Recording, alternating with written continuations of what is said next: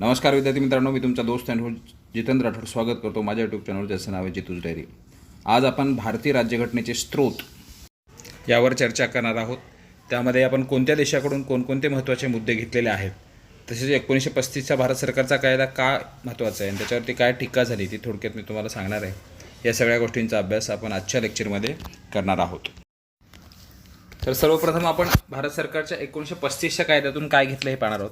त्या भारतीय 1935चा भारत सरकारचा कायदा यामध्ये 3 सूच्या होत्या. त्यात सेंट्रलच्या 59 विषय होते, प्रोव्हिजनल स्टेटसाठी 54 विषय होते आणि संयुक्त या सगळ्यामध्ये कॉमन जसं आता संयुक्त सूची असते तसं 35 होते.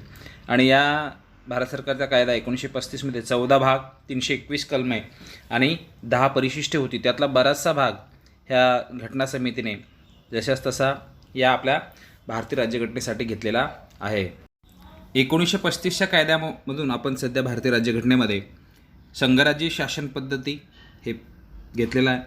त्यानंतर राज्यपाल पद हे सुद्धा घेतलेलं आहे. आता कन्फ्यूज होईल आपलं, कॅनडाकडून आपण घेतलं तर कॅनडाकडून आपण राज्यपाल पद्धत निवडण्याची पद्धत घेतलेली आहे आणि राज्यपाल हे पद आपण 1935च्या भारत सरकारच्या कायद्यातून घेतलेलं आहे. त्यानंतर पुढे न्यायव्यवस्था हे सुद्धा आपण ब्रिटनकडून घेतले असं आपला कन्फ्यूज होऊ शकतं, ती एकेरी न्यायव्यवस्था. त्यापुढे लोकसेवा आयोग हे सुद्धा आपण 1935च्या कायद्यातून घेतलं. पुढे आणीबाणीविषयक तरतुदी, आता परत आपलं कन्फ्युजन होऊ शकतं. जर्मनीकडून आणीबाणीच्या काळात मूलभूत अधिकारांचं निलंबन घेतले आणि आणीबाणीच्या तरतुदी ज्या आहेत त्या आपण 1935च्या कायद्यातून घेतलेल्या आहेत. पुढे प्रशासनिक तपशील, अशा 250 बाबी आपण 1935च्या कायद्यातून घेतलेल्या आहेत, हे आपल्याला लक्षात ठेवायचं आहे.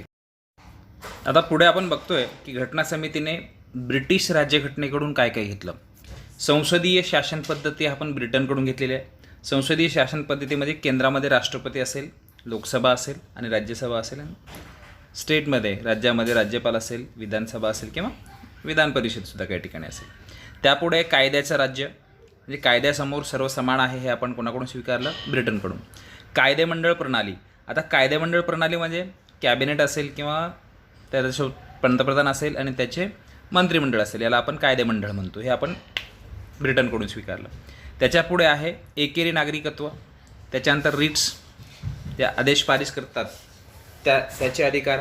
संसदीय विशेष अधिकार, आता संसदीय विशेष अधिकारामध्ये काय येतं, घटनादुरुस्तीसारखा आदेश असेल किंवा राज्यांची नावं बदलण्याचा अधिकार असेल, हे सगळ्या गोष्टी फक्त संसद करू शकते. आणि त्यानंतर द्विग्रही कायदेमंडळ म्हणजे लोकसभा असेल आणि त्याच्यासोबत राज्यसभा असेल, हे आपण ब्रिटनकडून स्वीकारलेलं आहे.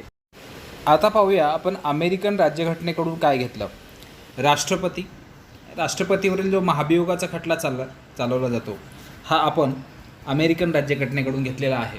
त्यानंतर मूलभूत अधिकार म्हणजे फंडामेंटल राईट्स, ज्याचा आपण भाग 3मध्ये विचार करतो, कलम 13 पुढे 35 त्यानंतर पुढे सुप्रीम कोर्ट आणि हायकोर्टचे जे न्यायाधीश आहेत यांना जे पदच्युत केलं जातं किंवा पदावरून दूर करण्याची जी पद्धत आहे ती सुद्धा आपण अमेरिकेकडून घेतलेली आहे. न्यायिक पुनर्विलोकन म्हणजे न्यायाचा पुनर्विचार करण्याची प्रक्रिया आहे, ही सुद्धा आपण अमेरिकेकडून घेतलेली आहे. आणि उपराष्ट्रपती पद हे सुद्धा आपण अमेरिकेकडून घेतलेलं आहे. त्यामध्ये राज्यसभेचे जे सभापती असतात, हे जी नेमण्याची पद्धत आहे उपराष्ट्रपतीला, ते आपण अमेरिकेकडून स्वीकारलेली आहे. अमेरिका आणि ब्रिटन हे 2 ज्या राज्यघटना आहेत त्यासाठी आपल्याला अभ्यास करण्यासाठी या खूप महत्त्वाच्या आहेत.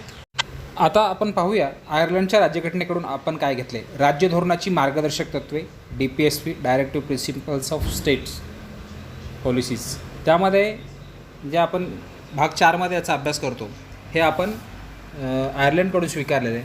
राज्यसभेत जे नामनिर्देशित केलेले सदस्य असतात ही सुद्धा पद्धत आपण आयर्लंडकडून स्वीकारलेली आहे. आणि राष्ट्रपतीच्या निवडणुकीची जी पद्धत आहे ही सुद्धा आपण आयर्लंडकडून स्वीकारलेली आहे. राष्ट्रपतीबाबत आपण 2-3 ठिकाणाकडून काय काय घेतले ते लक्षात ठेवायचं आहे. यानंतर आपण पुढे बघूया कॅनडाच्या राज्यघटनेकडून आपण काय घेतलं आहे. केंद्र प्रबळ म्हणजे केंद्र राज्यापेक्षा प्रबळ असतात आणि केंद्राचा कायदा हा सर्व राज्यांवरती प्रबळ असतो.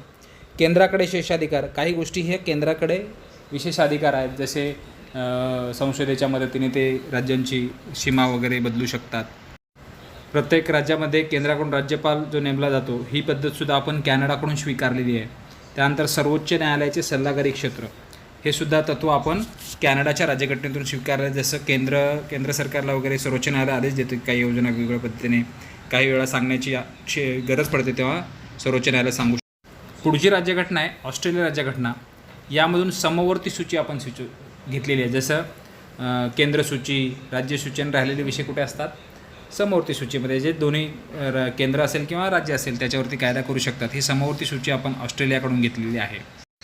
वाणिज्य व व्यापार व्यवहाराचे स्वातंत्र्य हे सुद्धा तत्त्व आपण ऑस्ट्रेलियाकडून स्वीकारलेलं आहे. त्यानंतर संयुक्त जे संसदेचं अधिवेशन असतं ते सुद्धा आपण ऑस्ट्रेलियाकडून स्वीकारलं, जे राष्ट्रपती बोलवतात आर्टिकल 108नुसार. संयुक्त अधिवेशनमध्ये राज्यसभा, लोकसभा आणि राष्ट्रपती हे एकत्र येऊन जी संयुक्त सभा चालते ती सुद्धा आपण ऑस्ट्रेलियाकडून स्वीकारलेलं आहे.